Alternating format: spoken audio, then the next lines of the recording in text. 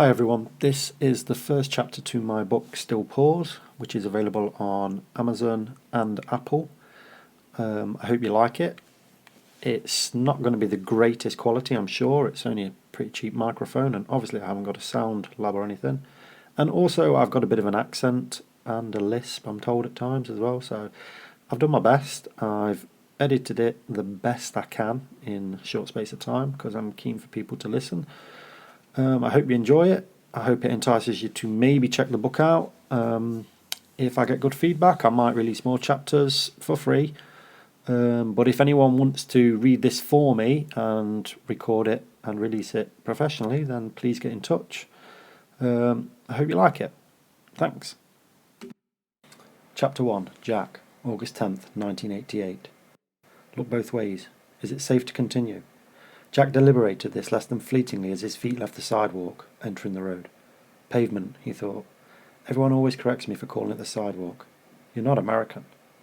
Regardless, Jack Stevens could run fast. He was way faster than any of his peers. It was a natural gift. He was now nearing top speed, and this trip to the Blockbuster video rental shop, although necessary in the eyes of his stepfather, was one he really didn't want to have to make in the driving rain. It came in sheets, driven by the wind, which squalled intermittently, stinging Jack's face whenever his surroundings dictated, or when he could afford to look up. It had rained like this for 3 days. 3 days stuck inside with nothing to do except play Mario Brothers on the Nintendo Entertainment System. Jack wouldn't have minded, but he had cleared the game countless times already, and his mum, under the instruction of his stepfather, had forbidden the chance of a new game. "To your birthday," she'd said. But it was August, and Jack's birthday was in December, for pity's sake. Dismissing these thoughts from his mind, Jack pressed on. He was now across the road and rounded the bend leading to the long declining hill which ended with the main road. To his left there were terraced houses, whose doorsteps were almost touching the road, and to his right the rear entrances to various shops and houses. There was a communal car park of sorts providing parking for 20 or so cars between the properties and the pavement Jack was now on. Blockbuster sat at the opposite side of the street, at the bottom of the hill, its entrance situated perfectly on the corner of the building. There were too many parked cars to cross the road where he was, so Jack pushed on, running straight into the wind, which did its best to stall his progress. Continuing, ever forward down the hill, he looked straight ahead, observing the countless cars jostling for position on the main road in the distance. None seemed to actually be getting anywhere quickly. The area of Red Tide was habitually busy for both cars and people. Although this wasn't the main road that led towards the town centre, Anniston Road, where Jack's house was situated, it was one of the main feeder roads to it, so the traffic never stopped. He was closing on a likely position from where to cross the road. Though this particular road didn't see a great deal of traffic, drivers tended to come round the corner at the bottom of the street with little regard for their speed. There were less parked cars on both sides of the road here, so he slowed his pace to a canter, then a hurried walk. A single car was parked on this side of the road ahead now, a white Ford Escort. Its rear lights glowed ahead of him. The fumes from its exhaust dissipated almost as quickly as they were created. There was also a woman peering into the window of the car, talking animatedly. "Yeah, I said I'd be there at 8. As he got closer to the woman, she leant right into the driver's side window of the Escort. Her head disappeared from view. Jack rotated his own head to concentrate on the first strange thing he had witnessed since leaving the house that afternoon, a shimmer of light which seemed to emanate from a manhole cover close to where he was about to cross. It was close to the curb, situated between two parked cars. The shimmer appeared to be in the shape of a person, but the rain, and indeed the light, looked to be bending around the object. A shimmer? It must be a trick of the dreary weather conditions, either that or the remnants of the movie he was about to return to the Blockbuster. Predator. In the film, the Predator, an alien, used some sort of advanced cloaking technology to hide its location from the soldiers it was stalking by warping light around itself. You've been watching too many movies, Jack. For a brief moment, Jack's eyes flicked to the woman at the car 10 feet ahead of him. She hadn't seemed to have noticed the shimmer, which was almost opposite the car she was leaning into on the other side of the road. The woman did, however, notice Jack, tilting her head in his direction, and for the split second he had looked away from the shimmer, it was as if his brain hadn't registered the abnormal. Her eyes seemed to bore into him. He quickly averted his gaze back to the direction of the shimmer. The woman returned to her conversation through the open car window. As swiftly as he'd noticed it, looked toward the woman and then back again, the shimmer had disappeared. The whole exchange had taken less than a second by Jack's reckoning. What the... As he stepped from the sidewalk, pavement, he corrected himself internally once more, to cross the road, he walked slowly to examine the empty space above the manhole cover. 3/4 the way across the road, movement from his right forced Jack to quicken his pace tenfold. The car came from nowhere. He had barely enough time to reach the sanctuary of the curbside. A millisecond slower and he would have surely been catapulted into the air by the green Ford Fiesta. The car screeched to a halt, its wheels locked, tyres sliding and bouncing on the drenched tarmac. Jack stood transfixed, staring at the passenger side window of the Fiesta, but seeing only his reflection in the tinted glass. The window started to unwind with a smooth motion. Jack's mind wandered. Electric windows. Cool. Music escaped the car's interior. A rap song by LL Cool J, if he wasn't mistaken. Jack didn't recognise the actual song, but the rapper's tone was unmistakable. Two things now happened simultaneously. From his left, a man emerged seemingly from nowhere next to the tall brown perimeter fence which circled the rear portion of the Blockbuster shop.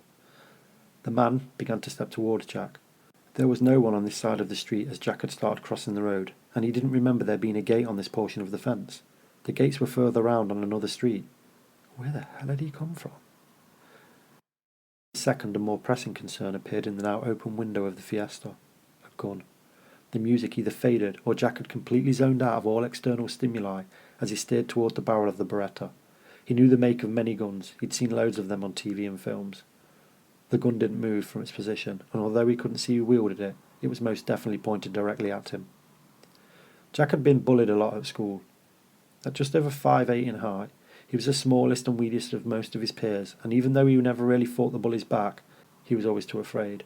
One thing he never did was run. His good friend Dave, 2 years his senior at 16, had always said, "Stand your ground, don't let them win." Dave was a heavy-set black kid, about 6 inches taller than Jack, and he could look after himself. But he didn't attend the same secondary school as Jack, so he could offer no protection when the bullies closed in. However, Dave wasn't here now, and what could he actually do if he were? Dave's guidance was in stark contrast to Jack's mum's advice whenever he was faced with trouble. She'd say, "A wise man always turns his back and walks away." On this particular occasion, whether through fear, the indecision of knowing what to do, or something else, Jack didn't move. If he got through this ordeal unharmed, he might later assess his bravery or apparent stupidity. And there was no way in the world he would breathe a word of this confrontation to his mum. His friends, maybe, but not his mum. A face appeared in the window of the Fiesta above the gun, but from the angle it seemed the face did not belong to the would-be shooter. The face belonged to Ape, who laughed maniacally. Ape was not the real name of the 15-year-old driver of the vehicle. His real name was Jason. Jason was nicknamed Ape for reasons unknown to Jack. They must have stolen this car. Jason was a big guy, and while his arms always did appear too long for his almost 6-foot frame, Jack wasn't sure if that was the whole reason for the nickname. Jason had light brown skin. His father was black and his mother was white. It seemed incredulous to Jack that this could be the reason for the nickname, as it was most definitely racist. Although now that he thought about it, he had never seen a white kid called Jason Ape, and Jack would certainly never dare do so. Could Dave call him Ape? Time stood still. Jack didn't avert his gaze, just staring at the gun in the open window, at Jason. Jason looked right back at him with a wide grin. For Jack, it was impossible to tell how long this encounter actually took. It was as if he and Jason were stuck in time. To an observer, it probably looked like someone had paused the video recording. Is he going to shoot me? He's not really going to shoot me. Jason's eyes flicked quickly to the left of Jack's location, and then back again. He laughed and then disappeared from view back into the darkened interior of the vehicle. The gun was lowered, the engine of the car roared, and the window started to return to its closed position. The front wheels of the car began to spin on the spot violently, kicking up loose stones from the roadway which struck the underneath of the car and grazed its bright green wheel arches. In what seemed like an instant, the car began to race up the road at dangerous speed. Jack took stock of himself mentally. There'd been no deafening sound of a gunshot, and he felt no pain. I must be all right then. He stood there on the spot he had been routed to, motionless for a good few seconds, his mind racing. He couldn't wait to tell Dave and the rest of his friends about this. It was at that point he remembered the man who had materialised near the fence and had made a motion as if towards where Jack had been stood. Jack spun around, searching for the man. He was nowhere to be seen, or at least certainly not in the immediate vicinity. Turning now, Jack surveyed the entirety of his environment. The rain still drummed on every surface and waves, determined by the wind and its constant changes in direction. The brown fence before him was rhythmically being battered. As it was a close board variety and not picket, there was nowhere for the attacking wind to go. The fence swayed and creaked slightly under the blustering onslaught. Nowhere for the wind to go, Jack thought. So there wasn't a gate in this portion of the fence after all. What the hell? Still scanning the area, Jack looked towards where the woman had been leaning into the car. Only towards, because she too had gone. Perhaps she had been startled by the aggressive driving that Abe had just exhibited and hurried into one of the nearby houses to call the police. The car remained, its engine now silent, but the driver's window was still open. The interior must be getting drenched, he thought absently. The driver of the car, too, had disappeared, but now that he came to think of it, Jack didn't remember seeing a driver when he'd first noticed the woman at the car. Where had all these people gone in such a short space of time? There was surely not enough time for them to all vanish so quickly.